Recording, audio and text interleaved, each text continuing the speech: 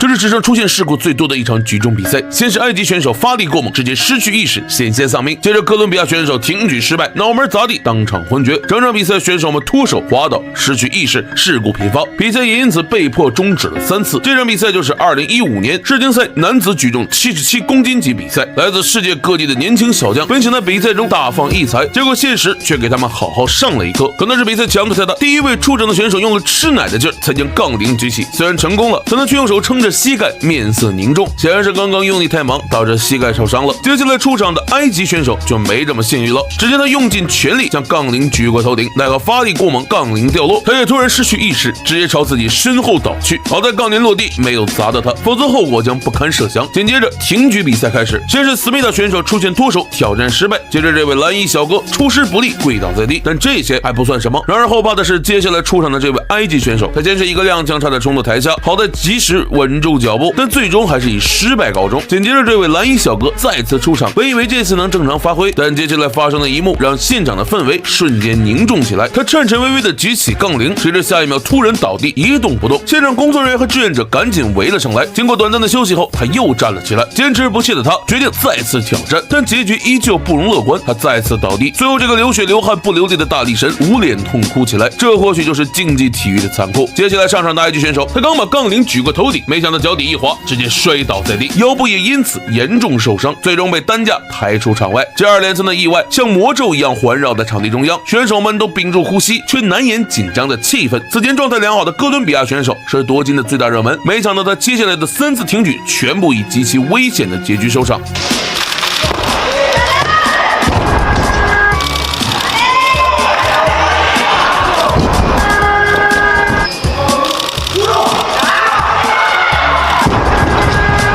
时至今日，我们再次回顾这场比赛，依旧让人背后发凉。也正因为如此，有不少人建议取消举重项目，因为这个项目对人身体的伤害实在是太大了。屏幕前的各位，你们觉得该不该取消这个项目呢？欢迎在评论区留下你的看法。